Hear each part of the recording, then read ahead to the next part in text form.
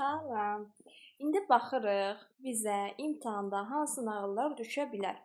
Xan sarayının nizamını vermişəm. Dərzi şagirdə Əhmədin nizamını vermişəm. Ağıllı uşaq qalıb, bir də çarcı əfsanəsi. Gəlin bir çarcı əfsanəsi nizamını verim. Ağıllı uşaq biraz uzundur. Xırdalıqları çoxdur. Sonra keçərik ona. İmtahanda bunu oxumayın ha. Sizə düşmür bu əsər. Yetim İbrahim sizə düşmür. Ya Allah, keçək görək çarcı əfsanəsində nə var? Baş janrı nədir? Əfsanə. Qədim zamanlarda bir alim yaşayırdı. O öz gözəl əməlləri ilə xalqın rəğbətini qazanmışdı. Deməli, onun gözəl əməlləri vardı. Alimin sorağı yaşadığı ölkənin hökmdarına çatır. Deməli, onun sorağı alimi görmədən hökmdar maraq salır bu alimi. O saraya cəlb etmək məqsədi ilə alimi çağırtırır. Burada biz demirik, hökmdar müsbət sürətdir. Biz bunu Oqtay Yeloğlu əsərində də görə bilərdik ki, orada Aslan bəy var idi, özünü ziyalı kimi aparırdı. Yəni güya ki ağıllıdır, kamillidir, savadlıdır. Burada eyni ilə hökmdar obrazında da biz bunu görə bilərik ki, özünü ziyalı, yəni ağıllı, hikmətli, elmə dəyər verən biri kimi aparırdı. Əslində o başqalarının gözündə yüksəlmək üçün bunu eləyir ki, güya mən saraylarımda alimləri saxlayıram. Eyni o dövrdə Vaqif əsərində də Cavad xan hökmdarlar İbrahim xanı deyə bilərdik ki, saraylarına şairləri alırdılar. Güya bunlar maarifçi obrazı idilər ki, saraylarında şairlərlə yaşayırdılar. Buradakı hökmdar obrazı da mənfi obraz deyə bilərsiniz. O saraya cəlb etmə məqsədi ilə alimi çağırır və öz yanında qalmağı ona təklif edir. Alim qərara gəlmək üçün möhlət istəyir. Hökmdar alimə 3 gün möhlət verir. Vaxt yetişəndə alim saraya gəlir. Hökmdara deyir: "Böyük hökmdar, sizi saray üçün dərin dərrakəli alim lazımdır. Mən isə onların səviyyəsində dayana bilmərəm." Bu sözləri deyib alim qayıdır. Öz xeyirxah işləri ilə yenidən xalqa kömək etmək istəyir. Deyir ki, burada alim nə deyir? Deyir ki, sizin saraya mənə deyir 3 gün möhlət verin, mən düşünüm gəlin. Vaxt yetişəndə alim gəlir, deyir ki, sizin saray üçün dərin dərrakəli alim lazımdır. Özünü bir növ alçaldır da, deyir mən o səviyyədə deyiləm. Bunu biz Vaqif əsərində də Cavad xanın elçiləri gəlib Vaqifi saraya dəvət eləyən, Vaqif deyirəm, uşaqlar Vidadini dəvət eləyəndə Vidadi də orada deyir ki, mən artıq o dərəcədə şairliyim qalmayıb, Vaqif daha güclüdür. Yəni bu hissədə də görə bilərik ki, alimin təvazökarlığını. Bu sözləri deyib alim qayıdır öz xeyirxah işləri ilə yenidən xalqa kömək etməyə. Yəni burada alim bir növ yalan deyirdi ki, xalqının yanında olsun. Sarayda yaşamaq istəmirdi. Saraydan üz döndərmişdi. Eyni Vidadi obrazı kimi.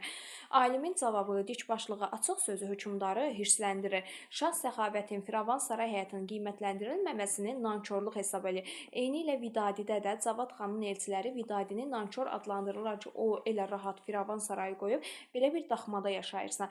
Hökmdar vəziri yanına çağırır. Alimin hərəkətlərinə tədbirlə cavab verilməsini tələb edir. Özü verə bilmir, vəzirə deyir. Axı o hökmdar da xalqın gözündən düşə bilərdi. Ona görə vəzirə deyir ki, sən ver. Vəzir deyir, alimin əvvəlcə cahilliyini sübut edib xalqın gözündən salmaq lazımdır. Yəni əvvəlcə biz alimi cahil kimi göstərməliyik ki, xalq artıq ona inanmasın. Vəzirin niyyəti çətin suallarla alimi çıxılmaz vəziyyətə salıb xalqın gözündə kiçiltmək idi. Sualları hazırlamaq üçün vəzir neçə gün möhlət istəyir? 40 gün möhlət istəyir. 40 gün keçdən sonra suallar hazır olur. Deməli bir sual yox, suallar hazırlayır. Çoxlu suallar. Hökmdar adamları meydana toplayır, alimi çağırırlar. Hər şey hazır olur. Alim təmkinlə hökmdarı dinlər. Hökmdar alimə deyir: "Sən öz aləmlərinlə, yəni burada yalançı alim deməkdir də, yalançı alim. Deyirsən yalançı alimliyinə xalqı aldadırsan. Hökmdar ona şər atır. Sən heç alim deyilsən. Sənə vəzirin suallar hazırlayıb. Sən bu suallara cavab versən, alimliyini sübut edəcəksən." Alim cürətlə deyir: "Buyurun, suallarınızı verin də, mən cavablandıracağam." Hökmdar vəzirinə işarə edir ki, vəzir suallara başlayır. Deyir: "Ulu dağın başından buraxılmış bir qoz Zümzümə bulağına qədər neçə dəfə fırlanır?" Bax düşünün bu dağdır. Dağın burası mailidir. Buradan qoz var. Deyir bu qoz neçə dəfə fırlanacaqdır Zümzümə bulağına qədər, yəni bu bulağa qədər. Alim də deyir ki, gülə-gülə deyir ki, mən bu sualın cavabını verə bilərəm. Siz Ulu Dağdan Zümzümə bulağına qədər olan yolun nə qədər olduğunu deyin.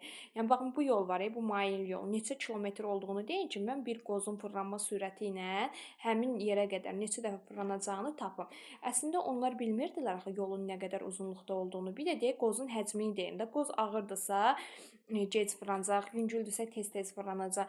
Camaat alimin cavabını alqışlayır. Hökmdar və vəzir alimə bacarmayacaqlarını görüb məyus olurlar. Deməli, hökmdarla alimə bir dənə sual verirlər. İkinci sualı, axı demişdik suallar hazırlar, artıq ikinci, üçüncü sualı vermirlər. Məyus olurlar. Artıq sual vermək fikrindən vaz keçirlər. Deyirlər ki, burada vaz keçirlər ki, sual verməyək.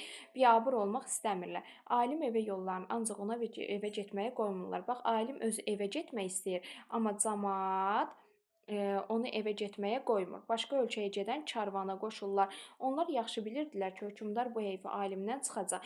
Karvandakı hər dəvənin boynundan bir dənə zınqrov vardı. Deməli, camaat bilirdi ki, hökmdar gəlib onu heyfi çıxacaq da, onun arxasınca düşəcəkdi. Karvana gedəndə dəvənin boyunda zınqrov var idi. Alim karvan başçısına bildirdi ki, əgər təklifini yerinə yetirsə, onlar səfərə çıxmağa razıdır. Karvan başçısı təklifini soruşur. Alim xahiş edir ki, dəvələrin boynundakı zınqrovların yerini dəyişməyə icazə versin.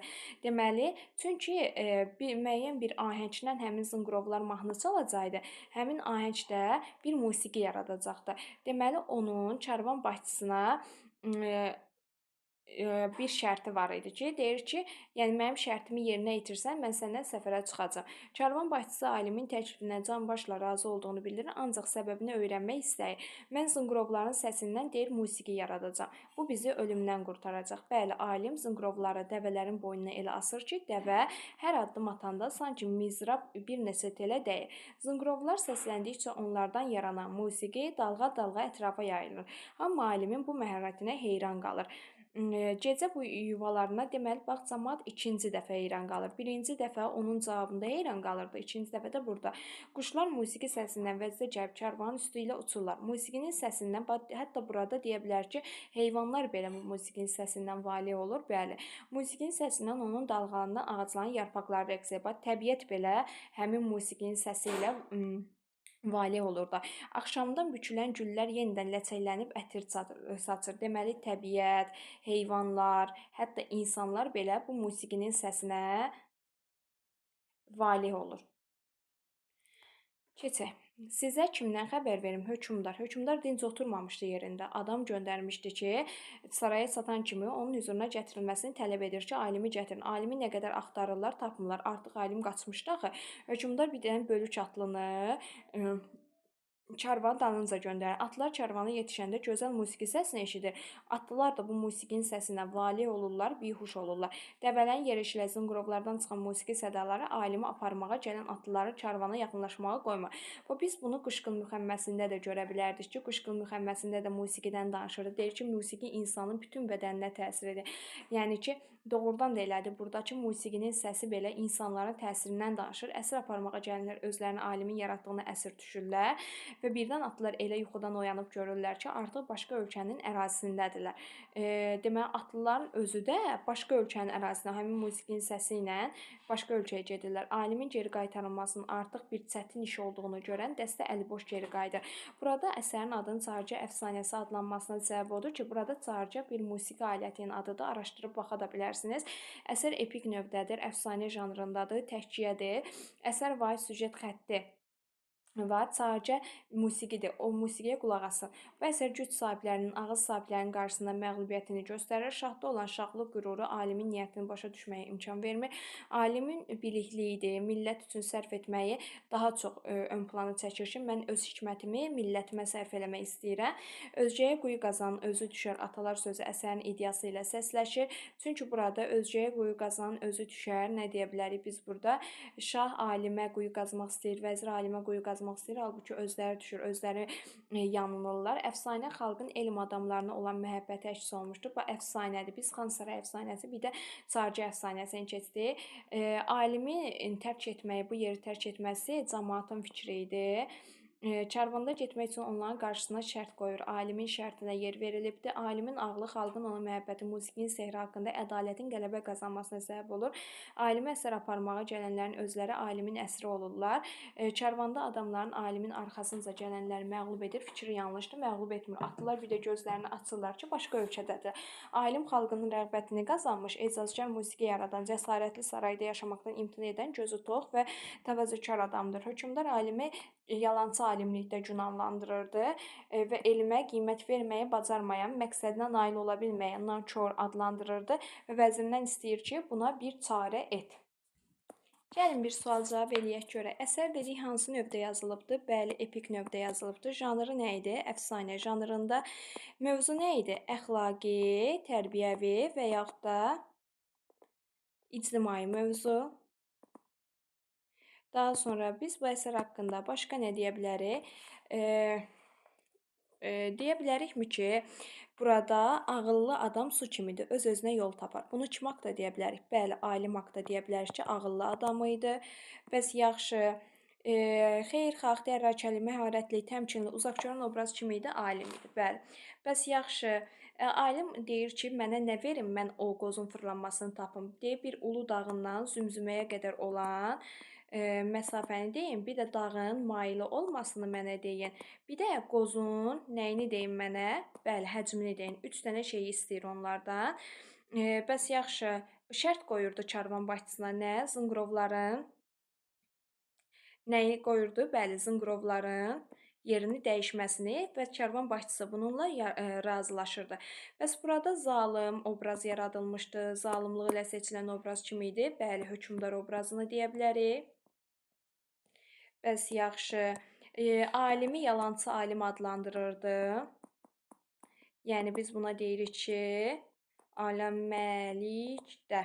Yəni yalançı alimdə günahlandırırdı. Bu kim idi? Bəli, hökmdar idi. Alimi nankor adlandıran kim idi? Vəzir yoxsa hökmdar? Bəli, bu da hökmdar idi.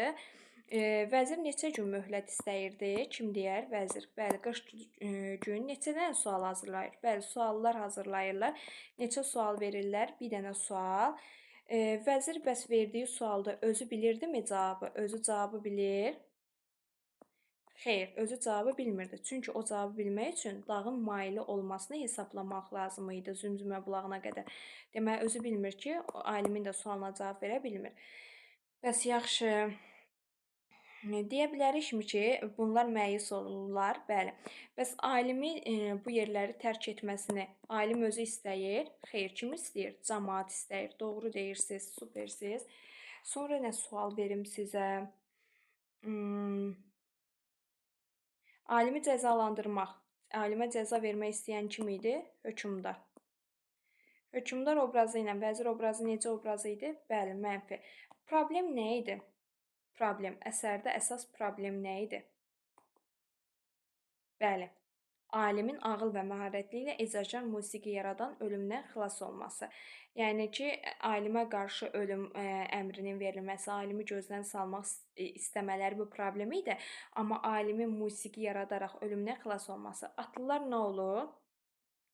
Bəli, başqa ölkəyə gəlib çıxırlar. Bu qədər. Sağ olun, salamat qalın.